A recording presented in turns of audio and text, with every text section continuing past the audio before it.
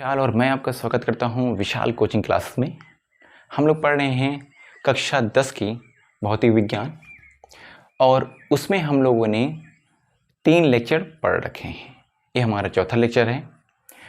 तो पहले लेक्चर में हम लोगों ने बेसिक डिफिनीशन हम लोगों ने तैयार कर रखी थी। दूसरे वाले लेक्चर में हम लोगों ने दर्पण वगैरह के बारे में पढ़ रखा था। फिर तीसरे वाले लेक्चर में हम लोगों ने गोली दर्पण जो बना था उसके अंदर जो छोटी छोटी परिभाषाएं थी उनके बारे में हम लोगों ने पढ़ा।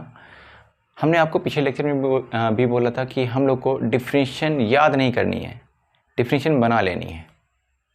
तो वैसे आज हम लोग देखेंगे कि जब प्रकाश समांतर आता है तो फिर वो प्रकाश जाता कहाँ है, या फिर मुख्य फोकस पर आता है तो फिर कहाँ जाता है। इन सब के बारे में आज हम लोग अध्ययन करने वाले हैं। उसके बाद हम लोग देखेंगे प्रतिबिंब का बनना। ठीक, प्रतिबिंब का बनना जो है वो मोस्ट इम्पोर्टेंट होता है। एग्ज़ाम में हर बार एक क्वेश्चन उससे आता है।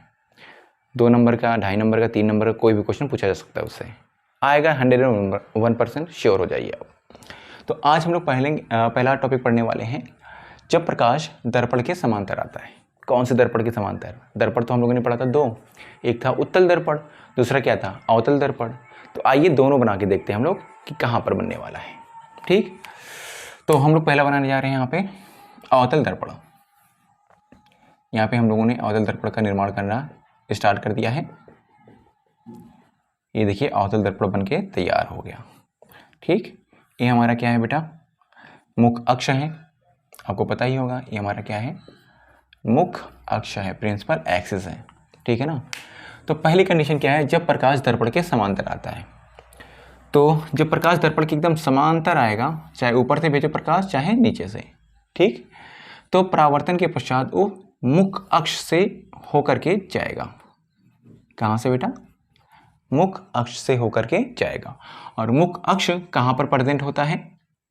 ये हमारा होगा मुख्य फोकस से होकर जाता है। और मुख्य फोकस हमारा कहाँ पर प्रेजेंट होता है? मुख्य अक्ष पर। तो अगर हम लोग देखें, प्रकाश तो आया और यहाँ से चला भी गया। ठीक है, हमारा वक्र केंद्र कहाँ पे होगा बेटा? यहाँ पर कहीं पे होगा। प्रकाश को अगर हम लोग नीचे से भेजते तब फिर क्या होता? यहाँ पर देखेंगे, क्योंकि दिमाग में तो सवाल ये भी रहता है ना कि सर प्रकाश हम लोग सिर्फ ऊपर से क्यों भेजें, नीचे भी से भी तो भेज सकते हैं। तो आपका डाउट कोई भी नहीं रह जाएगा, इसमें सारा डाउट क्लियर किया जाएगा अगर आप ख्याल करो। तो यहाँ पर बन चुका है हमारा फिर से अवतल दर्पण ही है, लेकिन प्रकाश को हम लोगों ने नीचे से इस बार भेजा है। ठीक है ना। नीचे से भेजेंगे तो प्रकाश परावर्तन होने के पश्चात ऊपर होकर चला जाएगा। और कहाँ से होकर जाएगा? एफ से होकर के जाएगा। एफ हमारा क्या होता है? मुख्य फोकस होता है। वक्रता केंद्र हमारा कहाँ पे होगा? यहाँ पर कहीं पे होगा। ध्रुव हमारा कहाँ पे होगा? यहाँ पर होगा। यहाँ पर भी बनाते हैं हम लोग ध्रुव। तो आपने देखा कि प्रकाश, पहला वाला देखो यहाँ पर क्या हेडिंग, कि जब प्रकाश दर्पण के समांतर आता है तो कहाँ से होकर जाएगा बेटा? परावर्तन के पश्चात वो मुख्य फोकस से होकर के जाता है। मुख्य फोकस कहाँ पे प्रेजेंट होता है? हमारा मुख्य अक्ष पर प्रेजेंट होता है। ठीक है ना। या फिर हम लोग ऐसे भी कह सकते हैं, मुख्य फोकस की एक डिफिनेशन यहाँ से और बन सकती है कि जब प्रकाश की किरणें परावर्तन होने के पश्चात जिस बिंदु से होकर के जाती हैं उस बिंदु को हम लोग क्या बोलते हैं? मुख्य फोकस कहते हैं। ठीक है, ओके। फिर अगर हम लोग के पास अवतल दर्पण ना होता, उत्तल दर्पण होता,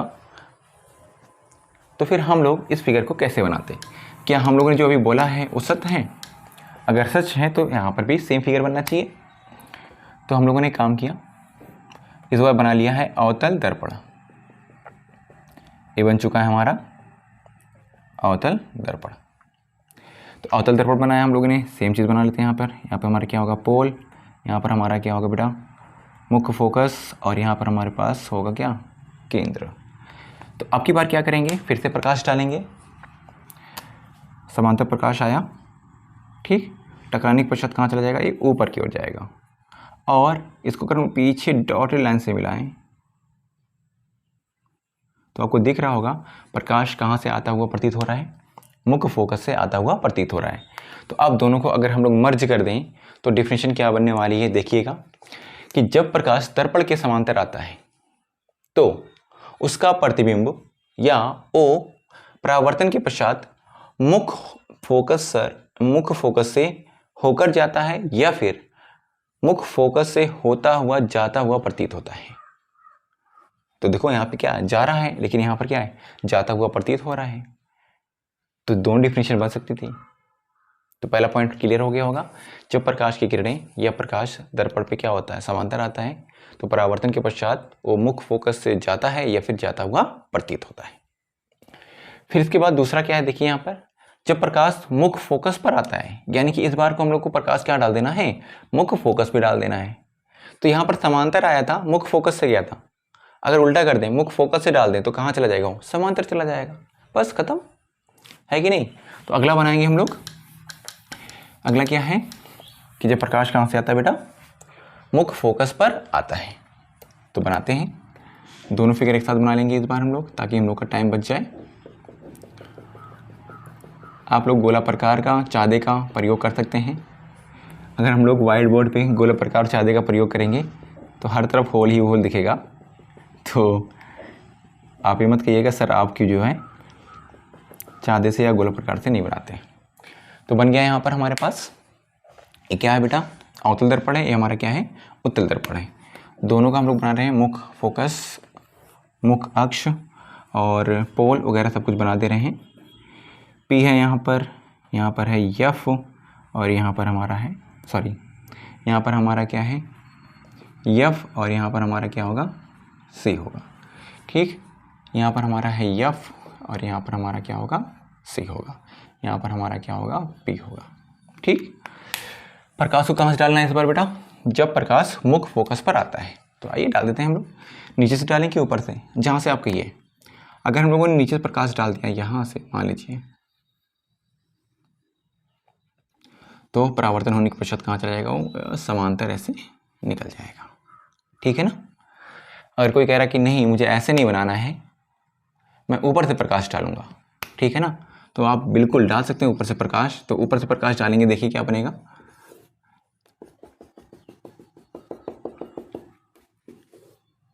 देखेंगे प्रकाश हम लोगों ने क्या किया, यहाँ पर यफ है, यहाँ पे सी है। प्रकाश अगर हम लोगों ने ऊपर से डाला ये यहाँ से, तो क्या होगा, परावर्तन होने के पश्चात वो नीचे से निकल जाएगा, समांतर हो जाएगा। ठीक है, इसमें आके डालते हैं और फिर देखते हैं हम लोग कि क्या बनने वाला है। कहाँ पे डालना हम लोग को, मुख फोकस पे। तो मुख फोकस तो यहाँ पर है, अगर हम लोगों ने यहाँ से प्रकाश डाला तभी यहाँ पर हम लोग को दिखेगा कि यहाँ से आ रहा होगा। तो एक काम करते हैं, यहाँ से प्रकाश से डाल देते हैं और डॉटेड लाइन से ऐसे आगे की तरफ मिला देते हैं, तो टकराएगा, टकराने के पश्चात ऐसे निकल जाएगा। ठीक है, अगर आपको नीचे से डालने का मन कर रहा है प्रकाश तो डाल सकते हो बिल्कुल। तो आप क्या करोगे, यहाँ से प्रकाश ऐसे डाल दिया आप लोगों ने, ठीक है ना, और डॉटेड लाइन से ऐसे मिला दो, मिला दिया आपने, परावर्तन होने के पश्चात ही सीधा ऐसे निकल जाएगा समांतर।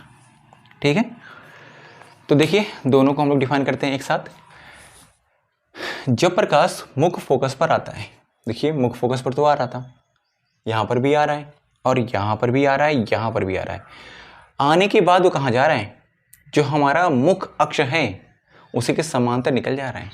यहाँ पर भी देखिए समांतर निकल गया, यहाँ पर भी देखिए समांतर निकल गया, और यहाँ पर भी अगर आप देखें तो यहाँ से आया और समांतर निकल गया। तो इसमें क्या देख सकते हैं हम लोग बेटा, जब प्रकाश मुख फोकस से आता है या आता हुआ प्रतीत होता है तो परावर्तन के पश्चात वह मुख अक्ष के समांतर गमन करने लगता है, चलने लगता है या निकल जाता है। ठीक है, अगला क्या है यहाँ पे, जब प्रकाश वक्रता केंद्र पर आता है या वक्र केंद्र से आता हुआ प्रतीत होता है तब क्या होगा। यानी कि हम लोग को अभी दो फिगर और पढ़ना है, बहुत इजी है, आप लोग इसको स्ट्रेस लेकर के मत पढ़ाई करना, अदरवाइज ये चीज़ें समझ में नहीं आएंगी। बस फ्रीली माइंड होकर के आप लोग को पढ़ना है, क्योंकि फिजिक्स टफ नहीं होती है, उसको टफ बना देते हैं लोग। बहुत इजी है। जब प्रकाश वक्रता केंद्र से आता है, तो हम लोग फिगर बनाने जा रहे हैं।